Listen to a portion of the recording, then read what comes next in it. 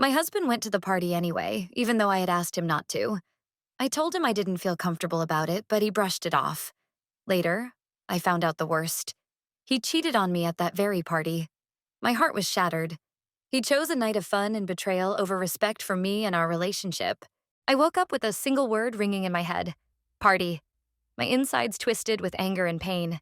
On the kitchen table, half an empty bottle of wine, one glass, and her phone, locked but blinking from incoming notifications. I didn't want to touch it, didn't want to open Pandora's box, but I did, because everything had already gone downhill. My name is Emma. I'm 31. Jason and I had been together for 6 years, 3 of those married. We had no kids, but we did have plenty of debt, a rented house, and the kind of exhaustion you can't explain. He made about $4,500 a month. I made around $700, but somehow he was always the one acting like the victim. 2 years ago, he signed me up for a gym, then gifted me a salon membership, saying it was so I'd feel more like a woman. It sounded thoughtful until I realized he just wanted me to look sexier around his friends. I didn't yell. I didn't cause scenes. I stayed quiet. Always. Until one day he went off to a weekend game with his amateur football team and left me at home with a fever and a migraine. That night, he came back all hyped up, rambling about how amazing it was, and how they were planning another party next weekend at a teammate's house in a nearby city. I told him I didn't want to go. He frowned. I suggested we watch a movie together instead, since it had been so long since we had a real evening together. He stayed silent. 2 days later, I found out he went without me. Didn't even tell me. Just left. Later, he texted that he was crashing at a friend's. I didn't reply. The next morning, he came home with a bouquet of flowers. Too obvious. He even made coffee. I felt something was off right away. A few days later, I decided to check an old tablet I had once given him. It was still connected to his accounts. The first icon that popped up: his messenger. Messages from Matt. Matt was his buddy from the team.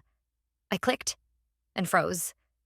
There were descriptions of the party and jokes about me, about how boring I was, how Emma stayed home again, and how we should definitely do it again, maybe with 4 this time. Then came the video. I saw my husband, arms around some girl. She pulled off her top. He laughed. It was filmed on someone's phone like it was nothing. I slapped my hand over my mouth to keep from screaming. Then I shut the tablet, walked over to the window, and stared at the rain. And I knew my life would never be the same again. I barely slept that night. The same scene kept playing in my head.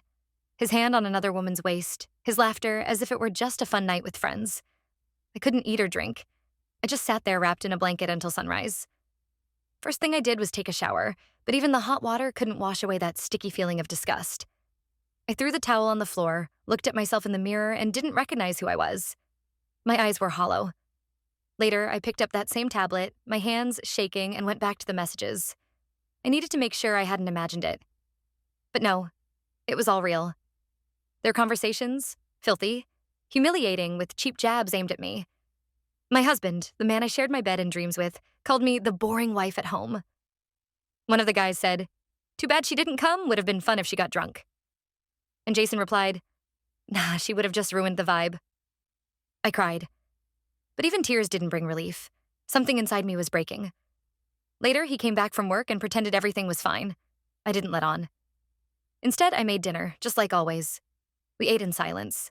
At some point, he asked, "You okay?" I said, "Just tired." He nodded and went to take a shower, and I grabbed his phone. He hadn't disabled syncing, stupidly. And there it was. More texts with the same girl from the video. She wrote, "I liked it. You coming again?" He answered, "We'll see. I haven't told my wife yet." I don't know how I managed not to smash the phone against the wall. Instead, I took screenshots. All of them. Transferred them to a flash drive and hid it somewhere safe. I decided. First, I needed to dig deeper. See how far it went. Because if he allowed himself this once, he'd done it before. And if I was going to leave, I needed to plan everything down to the last detail, even if it shattered my life. I couldn't be that woman who just puts up with it. That same night, while he slept, I sat at my laptop and found the girl's page. In her photo album, pictures from the party, him hugging her by the fire. Caption, "Best night of the year." And what broke me the most was that he didn't even try to hide it. He just didn't see me as equal. Didn't think I even deserved to know. I knew I couldn't afford to act out of emotion. Anger makes it too easy to mess everything up, and I wanted to strike where it would really hurt. All I needed was the truth. Brutal, naked truth. For the next few days, I lived on autopilot. I went to work, smiled at coworkers, cooked dinner. But at night, I became an investigator. I combed through his messages, social media, calendar, trip history, even his bank notifications. Anything that might help me piece it all together. And the picture that formed was disgusting. Turned out, the night he said he was out with friends, he booked a motel room near the bar. I checked the transaction and tracked the address. A few days later, another booking at the same place. I wasn't sleeping. My stomach started to hurt, but I kept going. I told myself, you'll only get one shot. Make it count. I installed a tracking app on his phone. He never noticed. One evening, he said again he was going to play poker with the guys. I nodded and hugged him like always, like I didn't know anything. Then I grabbed a flash drive with all his chats and hid it in a folder at work. After that, I followed him. He wasn't at poker. He was at the woman's house, the same one who'd posted a picture with him. I sat in my car outside her place, watching them walk in together. A couple of hours later, he came out. I snapped a photo with my phone and drove home, exhaling like I hadn't in days. Now I had everything. The messages, the photos, the transactions. I could destroy him morally and legally. But I decided I'd start with a conversation. He needed to know I saw everything. He needed to understand who he was dealing with. A day later, I invited him over for dinner. He came like nothing happened. Sat down, opened a bottle of wine. I hit record on my phone and said, I know. He laughed, but when I laid out the printouts and photos, his face changed. Is this some kind of joke? I stayed silent. Then he started making excuses. So I showed him video footage from the hotel that I managed to get through a friend. That's when he realized it was over. But the worst part was still ahead. Something he couldn't even imagine. He thought that was all I was capable of, but I was just getting started. After our talk, he left without saying a word. Not even a goodbye. I sat down on the kitchen floor and just breathed. For a long time. I didn't need his approval, his apologies, or his tears. I needed justice. Cold and precise. That night, I uploaded copies of the messages, photos, and videos to the cloud.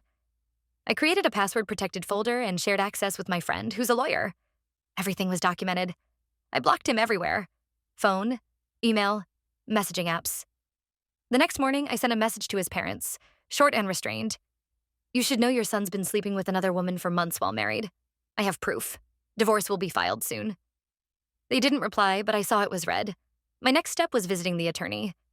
We went over everything. Property, accounts, the lease. Everything was in my name. His name was on nothing. He'd be leaving with zero. While I prepared the documents, he started texting from unknown numbers, begging to talk. Then came the threats. You won't survive without me. You'll regret this. I saved every message, every screenshot. He didn't realize I wasn't just filing for divorce. I was building a case. He thought I was weak, dependent, that I'd break like before. But I was changing. I wasn't the one who looked the other way out of fear of being alone anymore. I became someone who could turn pain into a weapon. A week later, I called his boss. No emotion, just forwarded some of the evidence and explained that a former employee was threatening a woman. 2 days later, he was fired. He started texting again, begging for mercy, begging to forget, begging for love, and I just read them, saved them. Every cry of his desperation was another brick in the fortress I was building. This was only the beginning. I didn't speak to him for days. I didn't need to. His silence said everything. He hadn't even tried to apologize. Not genuinely. He just sulked in his corner of the house, texting God knows who while I made plans. Legal, cold, precise plans. I contacted an attorney. A woman who'd been through a similar case, her reputation fierce. We spoke for an hour, and by the end, I'd hired her. No dramatic exit yet. No shouting or suitcases. Just steps. Steps that would leave no room for him to twist the narrative. That same day, I quietly transferred our joint savings into a protected account under my name only. Money I had earned, money he had used. I called the landlord and asked what would happen if one party moved out before the lease ended. I reviewed our bills and changed the login credentials. By that evening, I had a list of everything that was legally mine. Everything I would take. Then something strange happened. A girl messaged me on Instagram. She said she didn't know me but recognized my husband's face from an old post. She wanted to warn me. Turns out she'd been seeing him a year ago, before he got too serious with me, he said, which was ironic because we were already married by then. She sent screenshots, his texts, his voice memos, even a blurry photo of him outside her building. I thanked her. I didn't feel rage. I didn't feel heartbreak, just confirmation that he was never just unfaithful once. He was always this. A pattern, not a mistake. That night, I stood in front of the mirror and stared at myself. You're not crazy, I whispered. And for the first time in weeks, I believed it. The next morning, I smiled when I handed him a coffee. Calm, unreadable. I knew he noticed the change. I wanted him to feel it. The quiet before the storm. He thought things were getting better. He started making jokes again, offered to cook dinner, even suggested a weekend trip like it was some kind of reset button. I nodded, smiled, agreed. Inside, I was counting down hours. My lawyer filed the divorce papers quietly. He wasn't served yet, but it was coming. Meanwhile, I kept playing the role. Gracious, calm, the forgiving wife. But I started packing small things. Jewelry, old journals, sentimental items, things I knew he wouldn't notice missing until it was too late. I'd booked a short-term rental under a different name and had the keys in my bag. Then came the slip-up. He left his laptop open on the kitchen table.